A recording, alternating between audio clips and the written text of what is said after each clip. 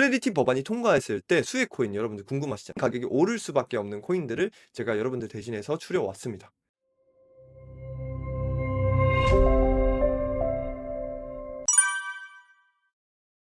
암호화폐 굉장히 우리를 힘들게 하고 있죠.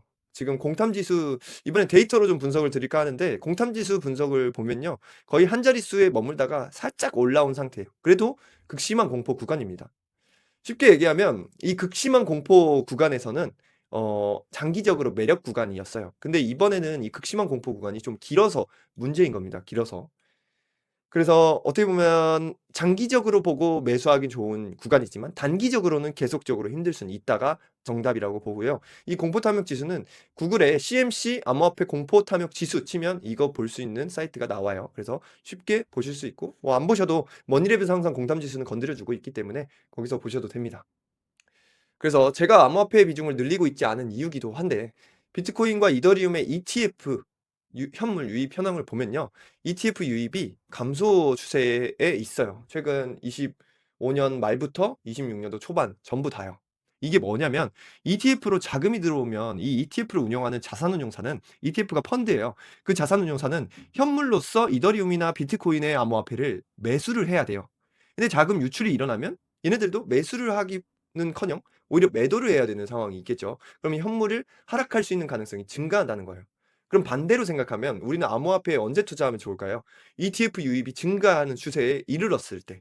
예전에 리플 많이 올랐을 때 ETF 유입 엄청 증가했거든요. 순유입 45일 증가 막 이러고. 그러니까 45일 동안 순유입만 있었다는 거예요. 그럼 당연히 이 리플에 대한 암호화폐 수요도 증가하기 때문에 되려 오르겠죠, 가격이.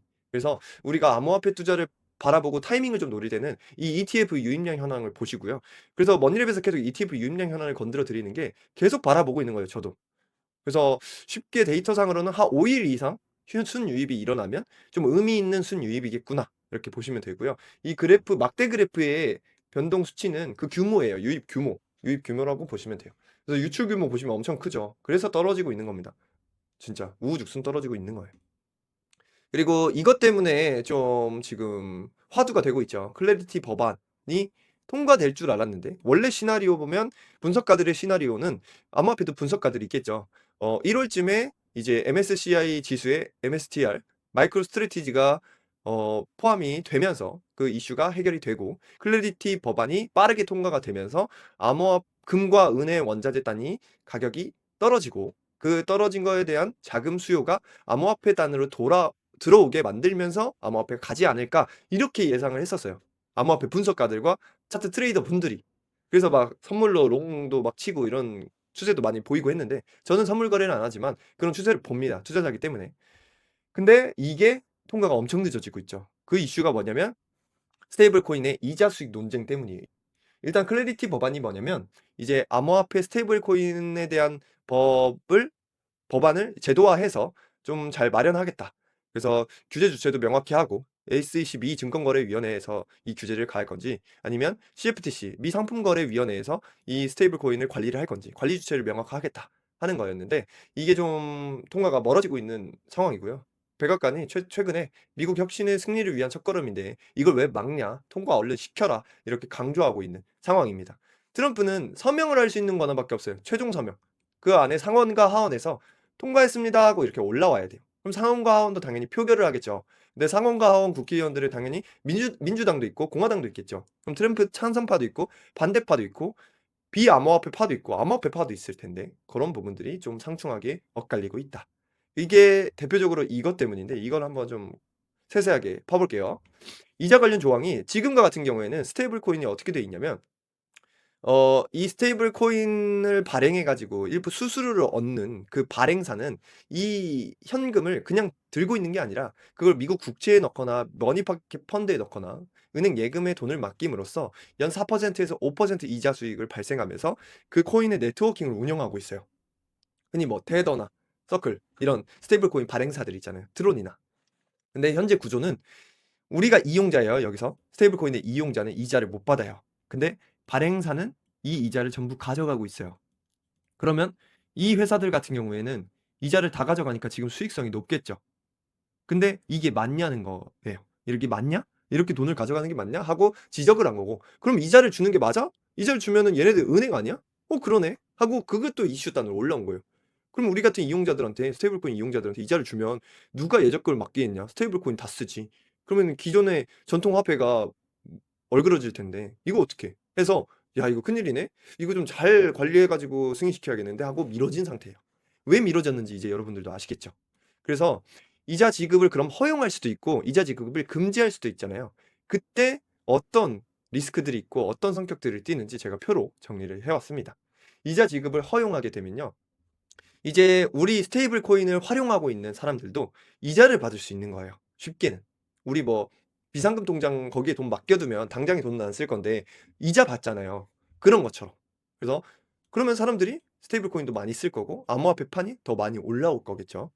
근데 규제 위험은 증권이나 은행 규제로서 받을 수 있는 가능성이 있다는 거고, 이게 없다면 발생 이자의 발행사한테 100%가 다 가기 때문에 이 코인 스테이블 코인 발행사의 수익성이 높을 거고 우리는 아무 상관이 없을 거고요.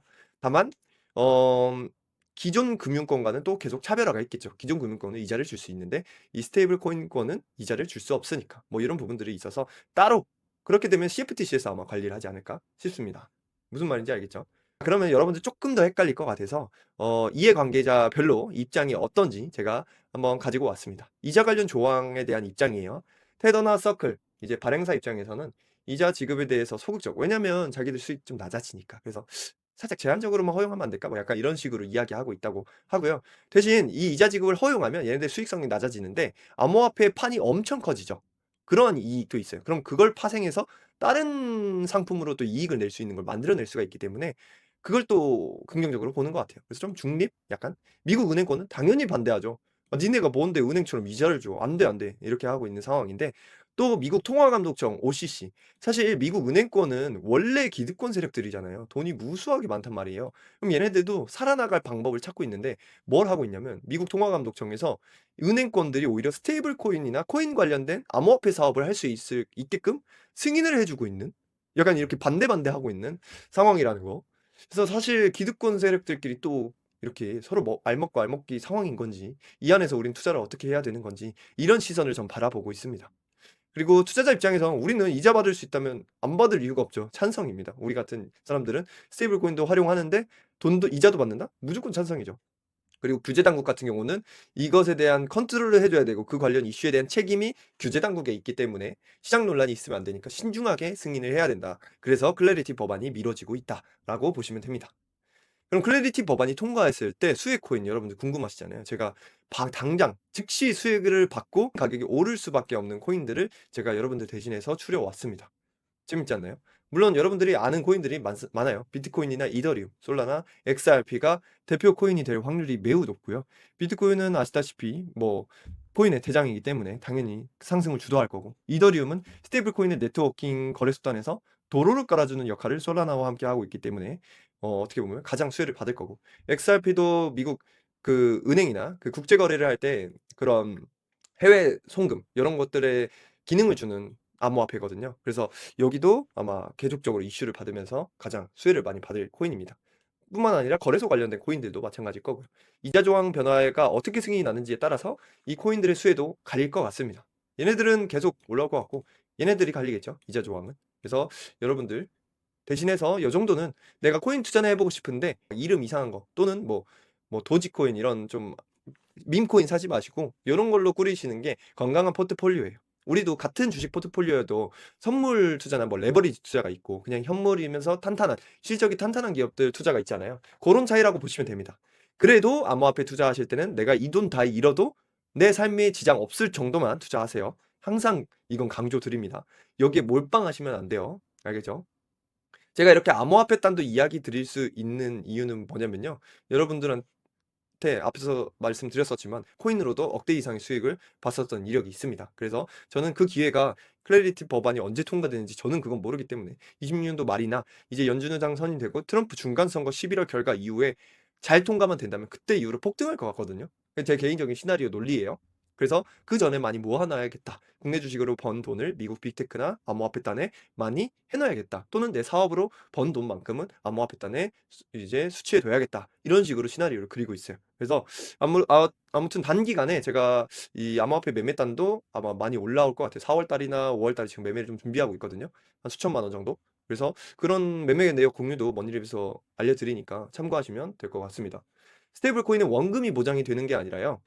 쉽게 말씀드리면 스테이블 코인을 거래하는 주체가 누구죠? 미국이나 뭐 중국이나 중국 수요자가 있고 미국 공급자가 있다고 한다면 이 사람들은 달러 쓰고 이 사람들은 위안화 쓰죠. 다른 돈이니까 원래는 국제 송금을 해야 되는데 스테이블 코인으로 거래를 하면 바로 왔다 갔다 할 수 있단 말이에요. 네. 근데 이 스테이블 코인은 1대1로 원 달러랑 패깅이 되게끔 만들어져 있어요. 왜 패깅이 되냐면 이 원 달러를 가지고 원 달러의 변동이 가장 적은 앞에서 말씀드렸던 이런 미국 국채나 MMF 은행 예금에 그 돈을 맡겨둬요. 그래서 원금 보장이 된다는 내용이 아니라 달러랑 동일시 가치가 된다라고 보시면